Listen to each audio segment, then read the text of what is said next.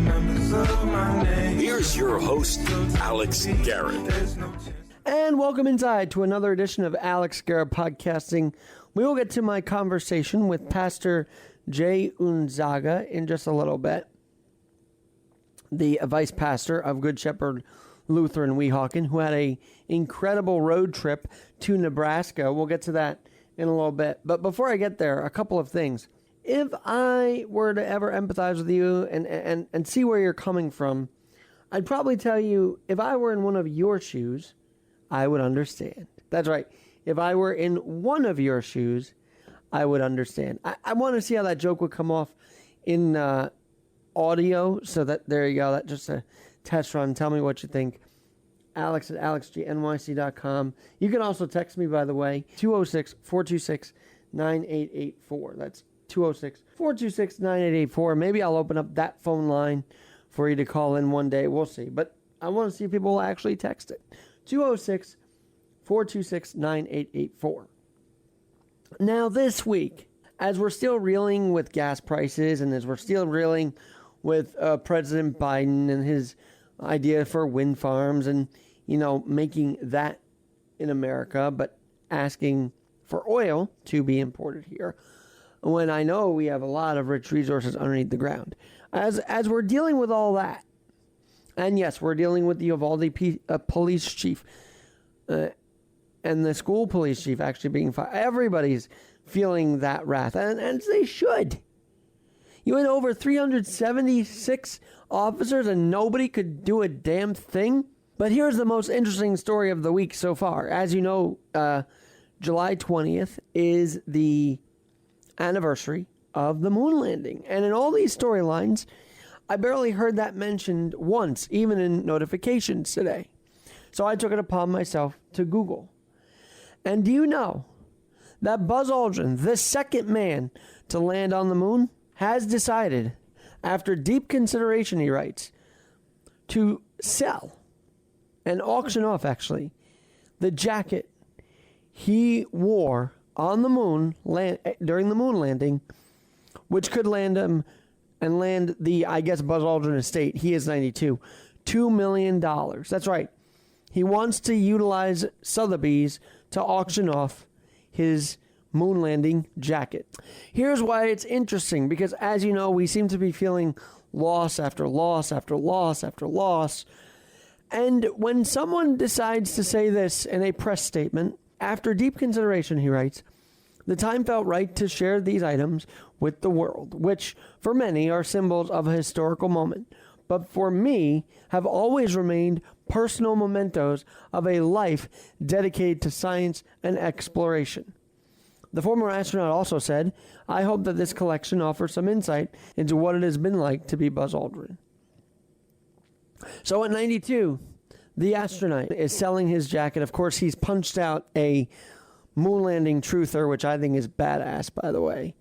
But more than that, at 92, you wonder how his health is if he's deciding now to auction off these items at Sotheby's. We pray for his health every day, of course. And here's the other thing about the moon landing. It's one of those we were first moments that we are losing out on. Okay, President Biden was in Massachusetts saying he wants to overtake China in the technological realm with the chips and what. Okay. Passability says, okay, we want to be first. That's the mindset we should always have.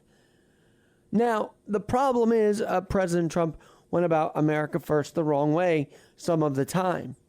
Ultimately, what July 20th, 1969 said is America is first and will always be first in the world and in our hearts. This day, every year should be honored, to honor that America first mentality that should be embraced, to be first, to lead the way, not fall behind. And so when President Biden today says we want to overtake China, yes, we do.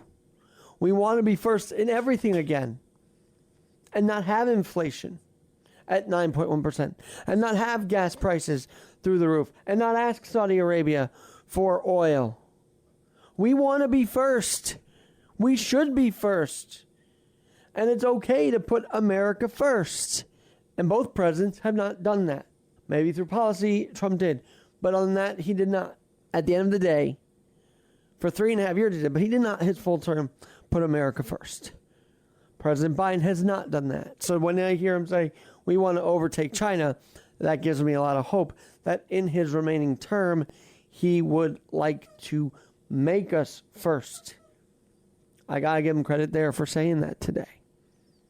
But one of the men who did truly put America first by landing on the moon, Buzz Aldrin, auctioning off his $2 million moon landing jacket. Well, it's actually just his moon landing jacket, memento.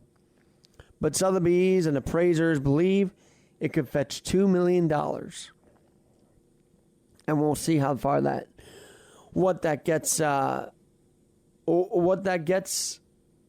the person buying it. Like, oh my God, imagine being the person buying it, and how the estate and how Buzz Aldrin will benefit from this auction when he's alive. But if he's selling his stuff now, his mementos now at 92, we consider his health now. Because people only do that when they feel like there's some sort of end coming in what I've noticed over the years.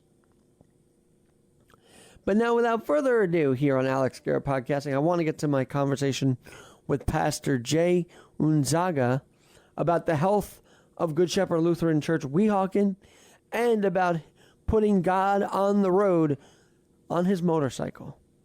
All right, well, on this special edition of Alex Garrett Podcasting, one day I will bring the former pastor, our beloved Pastor Birgit, on this podcast all the way from Germany. I'll make sure that happens. But here at Good Shepherd Lutheran Weehawken, we have now our vice pastor, Pastor Jay Unzaga. First of all, Pastor, we've known each other for a few years, and thanks for joining my podcast after all this time. Of course, my very pleasure. Thank you, Alex, for having me. And I know that we have spirited conversations about the direction of the church, which is healthy, right? I mean, we have to have those discussions on where the church goes next after pastor. But today's conversation is about a summer journey you just took called God on the Road. And that's right. There's so much to talk about with that. Let's get started on it. So you do this journey, you fill us all in at church, and I was very curious about it. So tell us what God on the Road is about. Sure. God on the Road is a motorcycle trip that I do every year, and I visit people connected to church. And the idea behind it is to see what God is up to out in the world during the summer months. And it's truly a blessing and a great opportunity for me to meet a lot of cool people. And I know that it must take you on a spiritual journey. Is this an annual trip you do, or is this something new? It is an annual trip that I do, and I prepare questions ahead of time to start conversation with folks. And it has the physical dimension of riding 400 miles a day. It has the social dimension of meeting people that I have not met before half of the time. And it has the spiritual dimension, as you mentioned, of being in communion with God. I mean, that is extremely important. And do you roll through towns that sometimes don't embrace God, that you feel like you're bringing the message to them in a different way that they've never heard before? Yes, I mean, I think that roughly half the people that I meet with are not churchgoers. They may have grown up in the church and be connected to church, but as adults, they don't go to church. So I think that's an opportunity for me to meet them and to connect those folks back to their home church or their faith, or just to remember where they used to go to.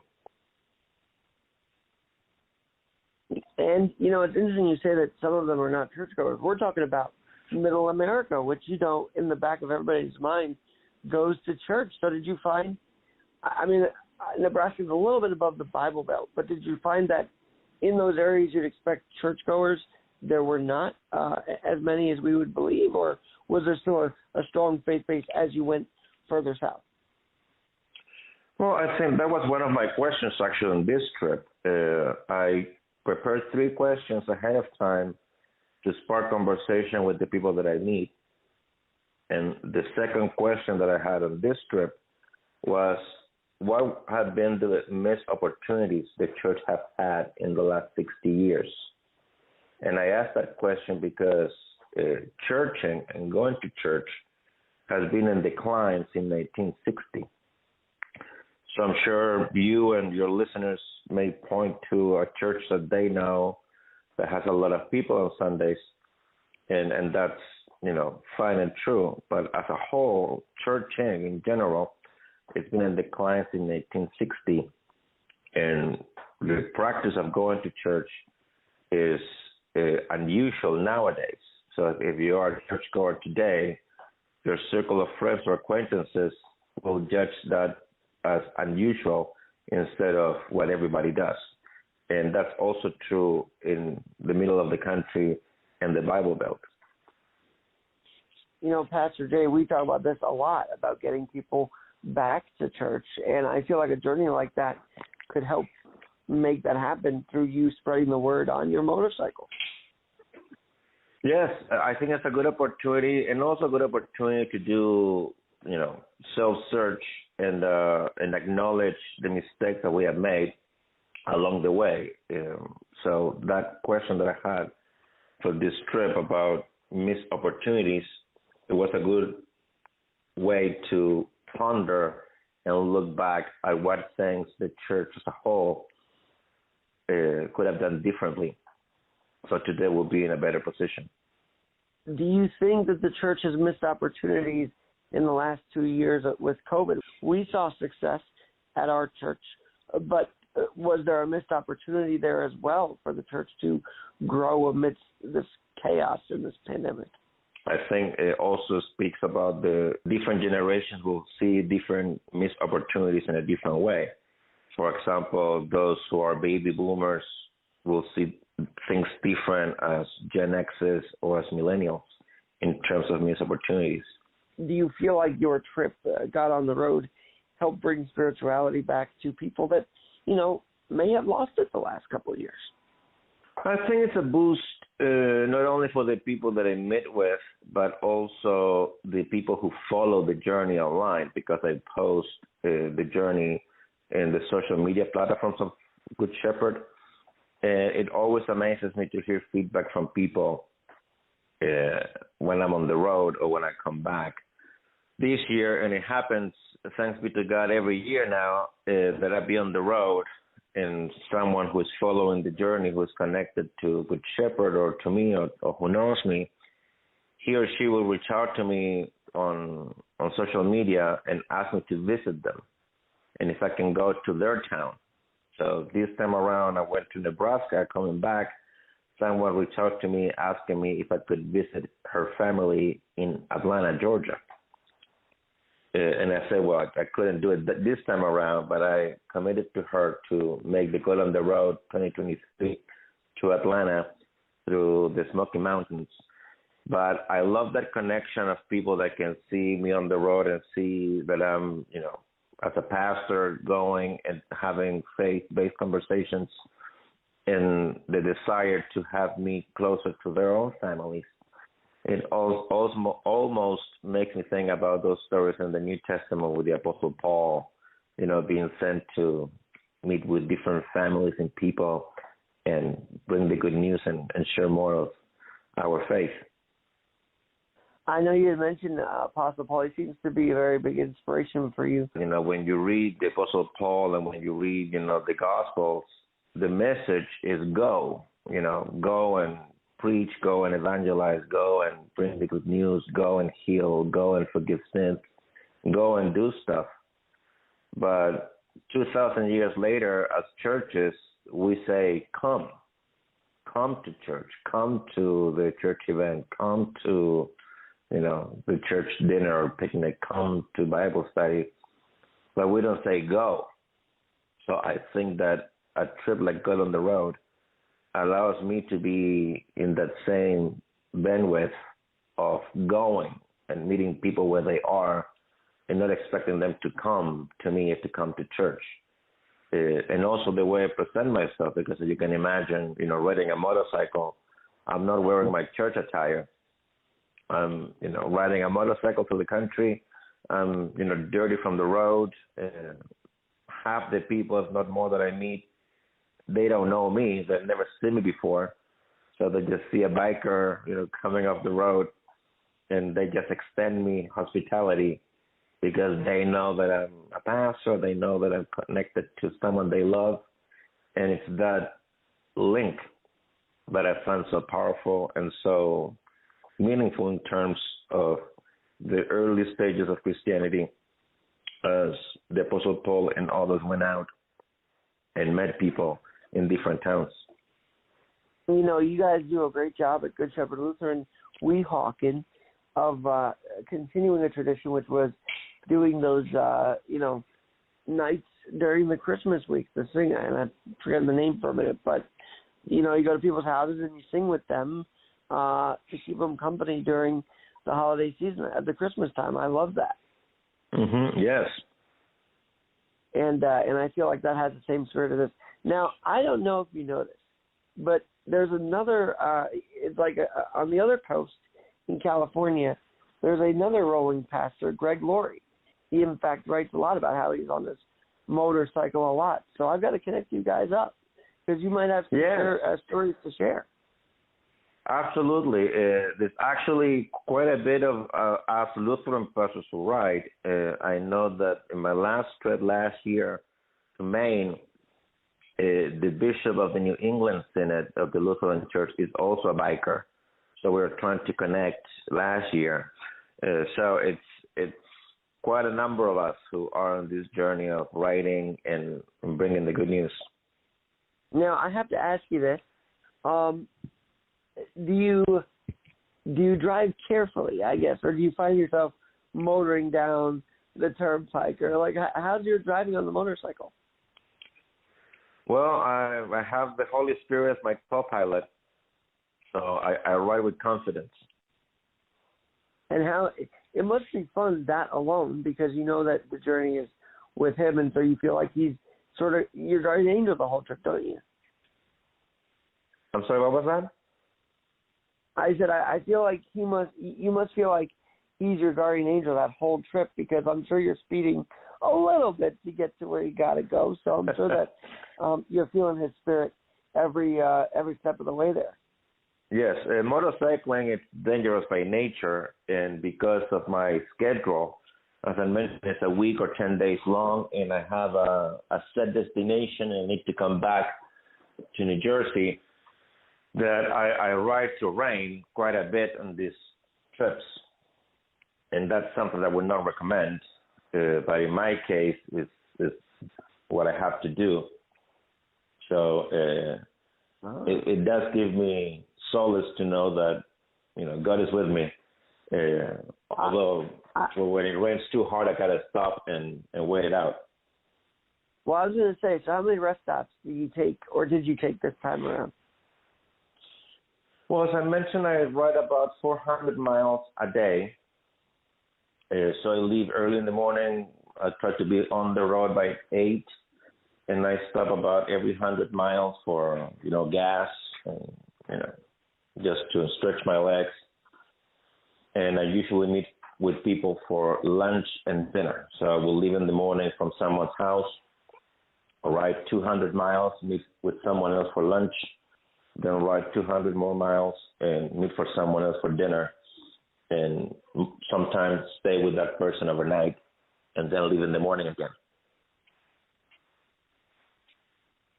Very cool. And it sounds like you do a Bible study every rest stop, right? So you kind of bring your Bible with you and you talk with them? Well, in the conversations that I have with people when I meet with people for lunch and dinner, as I mentioned, half the people, if not more, I never met before. So some of the conversation is to catch up and to learn about who I am, and for me to learn about who they are and how they connected to people from church is usually someone's parent or someone's adult child or someone's cousin or someone's aunt. And then in the conversation, I transitioned to the questions that I have for that year. So this year, the first question was, what's your earliest church memory? You asked that in church. I remember that. And I was saying, I didn't really say it out loud, but mine is actually the Easter egg hunt that Pastor Garrett would always do. That's great. And that was one of my That's a first wonderful memory.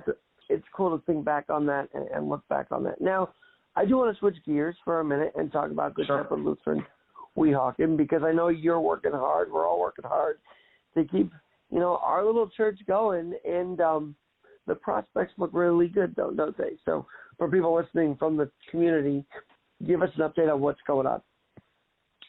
Well, I can tell you that our church council is, hard at work looking to have our new pastor in place as soon as possible. And we are engaged in conversations to see if someone can be a Good Shepherd before the end of the year. So I hope that you and your audience will keep us in their prayers as we continue to get closer and closer to that day where we will be able to welcome the new pastor. Synod is having their eye on this. How important is that for us? As Lutherans, we have the blessing of having a good structure and a good institution. That's the ELCA, Evangelical Lutheran Church of America. And in Weehawken, we are part of the New Jersey Synod that gathers all the Lutheran churches in New Jersey. And our Bishop Tracy Bartholomew, it's a devoted leader and a great inspiration to us all. And she, with her staff, is, working tirelessly to get us the best possible candidates for the future of Good Shepherd and the mission that we do. Now, I got to ask you this. You don't motorcycle from church to church on Sunday, but for those who don't know, Pastor Jay does come from Glen Rock all the way to Weehawken. I never know how much of that trip is, like an hour away, or what's the distance between your two churches? It's about a half an hour drive. So I have to leave Good Shepherd in Glen Rock, where I pastor, right after shaking hands on Sunday morning, and then I get to Good Shepherd in Weehawken right before noon when worship begins. Well, that is, and you get right there on time, I believe, so that's always impressive. Now, your main duties are at Glen Rock as pastor. Your main pastoral role is there. But I feel like you've taken Good Shepherd Lutheran Weehawken on as a second full-time. Does it feel like that to you as well, or how are you balancing both churches out? Well, my official role at Good Shepherd in Weehawken is to be the vice pastor, which means I'm the pastor that works with the church council and makes sure that everything is done orderly, and I'm also the pastor for any pastoral emergency like a funeral or baptism or anything like that. And my responsibility is also to teach any kind of class like confirmation, First Communion, and those things. Now, that being said, above that, I do try to be of service to the people of Good Shepherd, and I care for them deeply. So during the summer months, I've been going there to preach, as we talked a minute ago, and I go on Sunday mornings now and preach, and I've been playing the guitar as well, as we're looking for a new musician. So it's something that I do with joy, because Pastor Solano, who was the last pastor at church, she was my mentor when I got ordained a couple of years ago. And she and her ministry and her legacy are near and dear to me. Leanne and Marjorie and the council, they're all keeping this church going in the spirit of Pastor Solano, and I would include you in that as well. But on this journey, did you think about Weehawken at all on this journey, or even Glen Rock, like your congregations? Did they come up in your mind as you were rolling? I know you said you represent us on the road. So what impact do your home churches have when you do these journeys? Well, of course, you always carry the people with you, and one of the things that this trip hopes to achieve for me and to those who are following the journey online is to see God's work and the mission of the church as larger than our congregations themselves.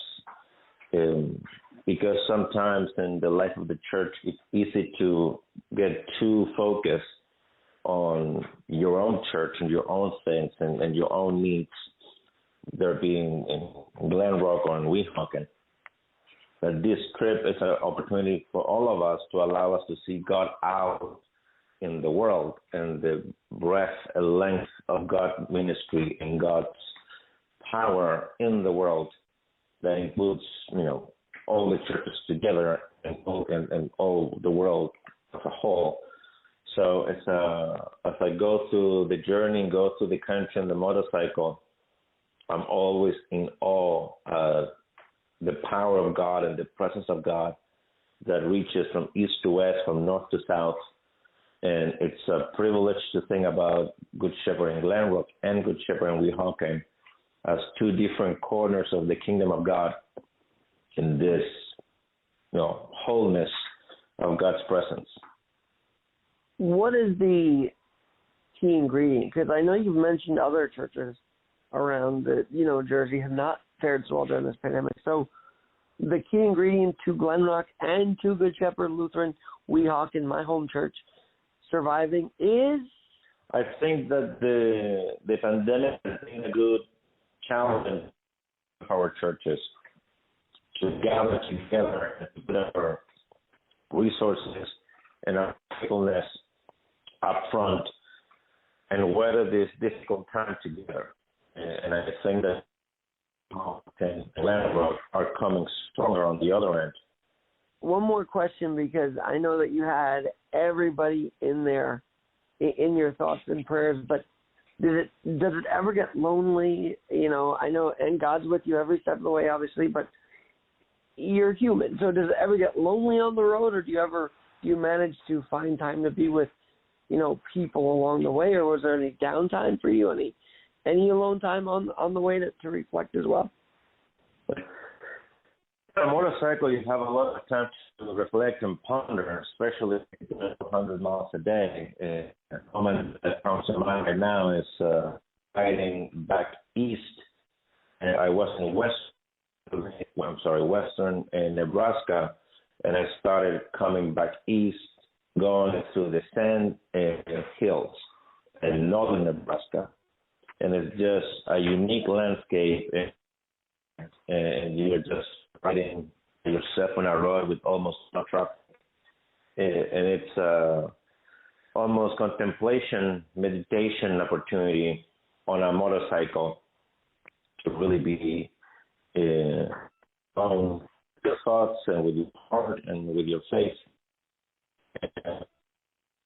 On note, I think that more than feeling alone, for a week or 10 days, I was just looking forward to be back with my family, my wife, my kids. Well, thanks so much for these few minutes here. It was definitely an inspirational conversation. I feel like you culled a lot of inspiration from the road. So thank you for sharing. And if you have, in the last couple of minutes here, any powerful stories that we didn't get to on the road, I want to include that here before we're done today. Sure. A lot of cool stories. On a side note, other than being an pastor and a motorcycle rider, I'm a volunteer firefighter. And when I was in Nebraska, my host told me to go to the local fire for a brush fire. You can imagine, the flatlands in Nebraska, a lot of grass burning. I accompanied the chief on that call, and it was quite a privilege as a New Jersey fireman to be in Nebraska and seeing how the people in Nebraska. Absolutely, and we'll get more of that as the weeks go on. Maybe just as your series goes on, come back every Monday during the series and let me know, let the audience know what you talked about as a recap. I'd love to do that, actually. Well, let's talk about it on Sunday. Sounds like a good idea. And we're so glad that you're back home safely. Thanks be to God. Thank you. I'm Alex Garrett. We're always adapting. We're always trying to get the best voices on here, and just keep listening.